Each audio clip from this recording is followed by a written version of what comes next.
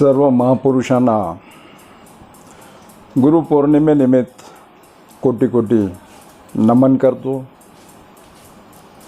सध्याच्या महाराष्ट्रात चालू घडामोडीविषयी बोलत असताना विशालगड या ठिकाणचा असणारा विषय, कोल्हापूर जिल्ह्यातील विशालगड या ठिकाणी मस्जिदीची तोडफोड करण्यात आली। त्या ठिकाणी बऱ्याच निरपराध मुस्लिम बालक पुरुष महिला यांना मारहाण करण्यात आली, त्यांची घरं जाळण्यात आली, गाड्या जाळण्यात आल्या। तसेच मराठा आरक्षणाचा मुद्दा, ओबीसी आरक्षणाचा मुद्दा, या महाराष्ट्रामध्ये जरांगे पाटील मराठा आरक्षणासाठी लढा देत आहेत। तसेच या महाराष्ट्रामध्ये बाळासाहेब आंबेडकर जरांगे पाटलासोबत त्यांना मदत करत होतं। आता ओबीसी सोबत ओबीसी आरक्षणासंदर्भात ते आपली भूमिका मांडत आहेत। तसेच या महाराष्ट्रामध्ये महूद सांगोली या ठिकाणी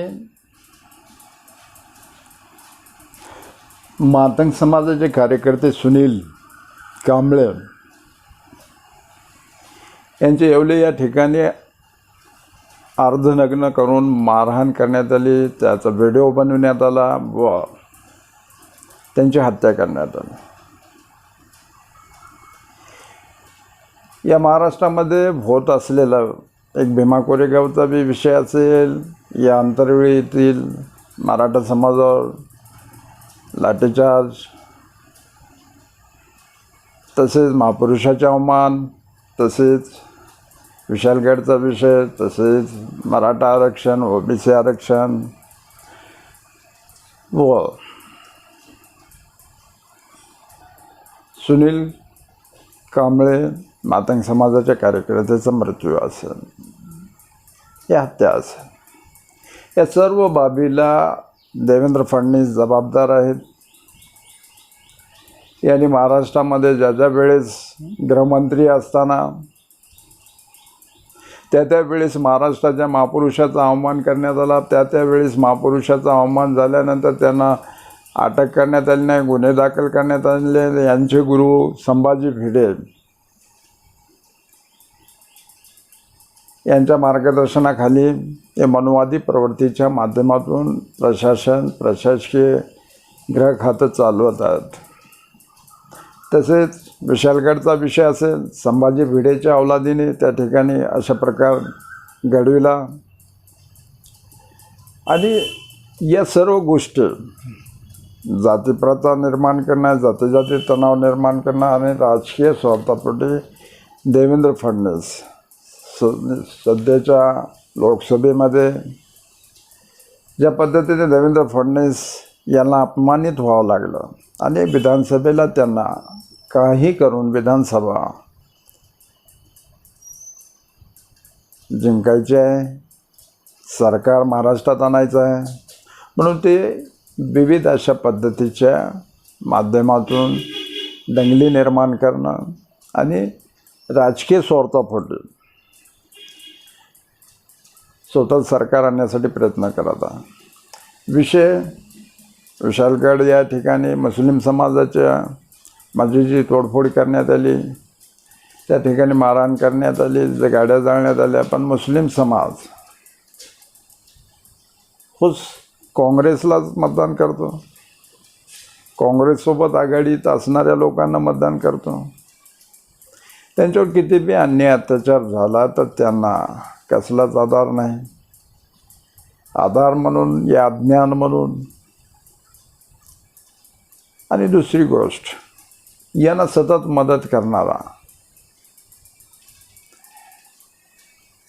बौद्ध समाजातील नेते कार्यकर्ते मुसलमानावर अन्याय अत्याचार होतात, मुसलमानांचे विविध प्रश्न असतात, त्यावेळेस त्यांच्यासाठी धावून जातात. पण निवडणुकीचा विषय आल्यानंतर ते काँग्रेस, राष्ट्रवादी यांना मतदान करतात. आणि हेच लोक कधी काँग्रेसमधून भाजपमध्ये जातात, कधी भाजपमधून काँग्रेसमध्ये येतात.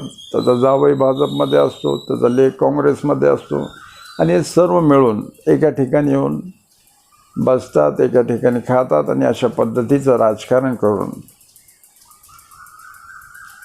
त्या ठिकाणी करणारे जे आरोपी आहेत यांना अटक करण्यात येणं गरजेचं आहे राजसुखानुसार. आणि हे कायदा सुव्यवस्था विस्कळीत या गृह खात्याच्या मार्फत होता. दुसरा विषय झाला मातंग समाजाचा. मातंग समाजावर ज्या ज्या वेळेस अन्याय अत्याचार होतो त्या त्यावेळेस बौद्ध समाजाचे कार्यकर्ते धावून जातात, बौद्ध समाजाच्या कार्यकर्त्याकडे येतात, सुवर्ण मंदिरात येऊ दिलं नाही म्हणून मारहाण करतात. विविध अशा जाती बिजाती प्रथेतून, सामाजिक विषमतेतून ज्यावेळेस अन्याय अत्याचार होतो मातंग समाजावर, त्यावेळेस बौद्ध समाजाचे कार्यकर्ते त्यांना मदत करतात, कायदेशीर गुन्हे दाखल करतात, रस्त्यावर त्यांच्यासोबत आंदोलन करतात. पण ज्यावेळेस यांच्यावर सुवर्णाने अन्याय केल्यानंतर मातंग समाज निळा ध्वज घेऊन बौद्ध समाजाच्या पाठीशी त्यांच्या संपर्कात येतो. आणि ज्यावेळेस एखाद्या किरकोळ कारणावरून बौद्ध समाजाच्या सामान्य या कोणी मातंग समाजावर एखादा वाद निर्माण झाला, एखादे किरकोळ भांडणं निर्माण झाले, त्यावेळेस ते भगवा ध्वज घेऊन RSS आणि भाजपच्या लोकांना घेऊन बौद्ध समाजाच्या विरोधात उभा राहतात. आणि बौद्धावर सुवर्ण भाजप आणि संघाचे लोक घेऊन त्यावेळेस स्वतःचा फायदा बघतात. मुस्लिम समाजसुद्धा तेच करत आहे, मातंग समाजसुद्धा तेच करत आहे. या देशामध्ये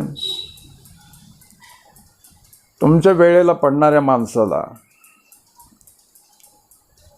राजकीय सत्ता आणि राजकीय सत्तेतून ज्या सर्व समस्या सुटतात त्या ठिकाणी तुमच्या वेळेला तुमच्या विश्वासाच्या, तुमच्या सोबत राहणारे असे लोक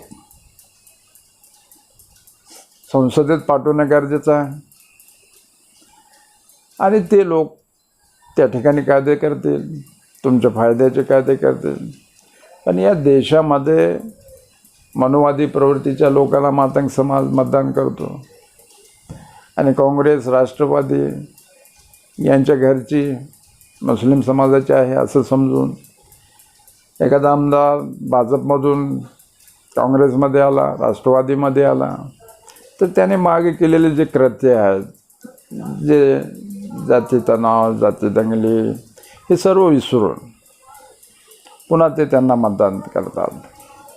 म्हणून या गोष्टीचा कुठंतरी विचार झाला पाहिजे. या देशामध्ये मुस्लिम समाजाला हाकलण्यात आलं पाहिजे असं ब्राह्मण षड्यंत्र रचत आहे. पण मुस्लिमांसोबत ब्राह्मणसुद्धा या देशातून हाकलणं गरजेचं आहे. मुस्लिमाला तुम्ही हाकालता, आणि हे सर्व कट कारस्थान ब्राह्मण समाजाचे नेते मुस्लिम टार्गेट करून करत आहे. येथील जास्ती समाजावर टार्गेट करून करत आहे. इथं असणारा हिंदू हा धर्मांतरित बौद्ध धर्मांतरित हिंदू आहे. सर्व हिंदू बौद्धच होते. मुस्लिम समाजातील अल्पसंख्याक जे कोणी लोक आहेत ते सुद्धा धर्मांतरित आहेत. या देशामध्ये जाती दंगली शांत होतील.